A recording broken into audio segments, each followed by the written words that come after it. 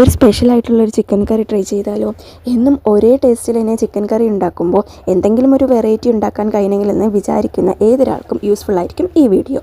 അതുപോലെ തന്നെ കുക്കിങ്ങിൻ്റെ ABCD പോലും അറിയാത്തവർക്ക് ഈ രീതിയിലൊന്ന് ട്രൈ ചെയ്യുകയാണെങ്കിൽ എന്തായാലും അത് സക്സസ് ആയിരിക്കും. അപ്പോൾ നമുക്ക് നോക്കാം ഇതിലേക്ക് എന്തൊക്കെയാണ് വേണ്ടതെന്ന്. ചിക്കനിലേക്ക് നമ്മൾ ആവശ്യത്തിന് മഞ്ഞൾപ്പൊടിയും പിന്നെ ചിക്കൻ മസാല, കുറച്ച് മുളക് പൊടിയും, അതുപോലെ തന്നെ ഗരം മസാല ചേർക്കുന്നുണ്ട്, പെരുംജീരകത്തിൻ്റെ പൊടി, ജിഞ്ചർ ഗാർലിക് പേസ്റ്റ്, കുറച്ച് കോൺഫ്ലവർ, ആവശ്യത്തിന് ഉപ്പ്, കുറച്ച് വിനാഗിരി ചേർത്ത് നന്നായിട്ടൊന്ന് മിക്സ് ചെയ്യുന്നുണ്ട്. ഏറ്റവും ലാസ്റ്റ് കുറച്ച് കുരുമുളകിൻ്റെ പൊടിയും കൂടി ചേർത്ത് മിക്സ് ചെയ്തതിന് ശേഷം കുറച്ച് നേരം ഫ്രിഡ്ജിൽ നമ്മളിതൊന്ന് മാറ്റി വെക്കുന്നുണ്ട്, മസാലയ്ക്കൊന്ന് നന്നായിട്ട് പിടിക്കാൻ വേണ്ടിയിട്ടാണ്. അപ്പോൾ ഞാനിത് 1-2 മണിക്കൂർ ഫ്രിഡ്ജിൽ വെച്ചിട്ടുണ്ട്. അതിനുശേഷം എടുത്തു. ഇനി ഇതിലേക്ക് വേണ്ടത് എന്തൊക്കെയാണെന്ന് നോക്കാം. തക്കാളി എടുത്തിട്ടുണ്ട്, അതുപോലെ തന്നെ സവോള എടുത്തിട്ടുണ്ട്, അതുപോലെ തന്നെ ഒരു ചെറിയ ക്യാപ്സിക്കം മുഴുവനോടെ എടുത്തിട്ടുണ്ട്, അതുപോലെ തന്നെ 2 പച്ചമുളക് എടുത്തിട്ടുണ്ട്. ഇനി നേരത്തെ നമ്മൾ മസാല തേച്ച് വെച്ച ചിക്കൻ ഒന്ന് ഫ്രൈ ചെയ്തെടുക്കുകയാണ്.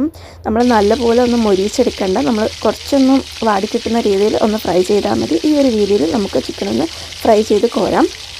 ശേഷം നമ്മൾ ഈ പൊരിച്ചതിൽ ബാക്കി വരുന്ന എണ്ണയിലാണ് പിന്നെ നമ്മൾ കുക്ക് ചെയ്യുന്നത്. ആ എണ്ണ നമുക്ക് കുക്കറിലോട്ട് മാറ്റാം. ഇനി നമുക്കിതിലേക്ക് ആവശ്യമായ സ്പൈസസ് ചേർത്ത് കൊടുക്കാം. വലിയ ജീരകം, അതുപോലെ തന്നെ വയനയില, പിന്നെ ഒരു കഷ്ണം പട്ട ചേർക്കുന്നുണ്ട്, പിന്നെ ഗ്രാമ്പൂവും ചേർത്ത് കൊടുക്കുന്നുണ്ട്. ഇതൊന്ന് മൂത്ത് വരുമ്പോൾ നമ്മൾ ഇതിലേക്ക് ഇഞ്ചി വെളുത്തുള്ളി പേസ്റ്റും ചേർത്ത് കൊടുക്കുന്നുണ്ട്. അതിനുശേഷം അതിൻ്റെ പച്ചമണം ഒന്ന് മാറുമ്പോൾ 2 പച്ചമുളക് നമ്മൾ നേരത്തെ എടുത്ത് വെച്ചത് അതും കൂടി ചേർത്ത് ഒന്ന് മിക്സ് ചെയ്യുന്നു. പിന്നെ നമ്മൾ സവോള ചേർത്ത് കൊടുത്തതിന് ശേഷം കുറച്ച് ഉപ്പും കൂടി ചേർത്ത് നന്നായിട്ടൊന്ന് മിക്സ് ചെയ്യുന്നു. സവോള ഇട്ടതിന് ശേഷം കുറച്ച് ഉപ്പ് ചേർത്തതിന് ശേഷം നമുക്ക് വേണമെങ്കിൽ അത് നമുക്കൊന്ന് കുക്കറിൽ വേവിച്ചെടുക്കാം, എന്നാൽ വേഗം തന്നെ വെന്ത് കിട്ടും. പിന്നെ നമ്മളിതിലേക്ക് ഏലക്കയും കൂടി ചേർത്ത് കൊടുക്കുന്നുണ്ട്. അപ്പോൾ ഞാനിത് പെട്ടെന്നൊന്ന് ആയി കിട്ടാനായിട്ട് കുക്കറിൽ വേവിച്ചെടുക്കുകയാണ് ചെയ്തത്.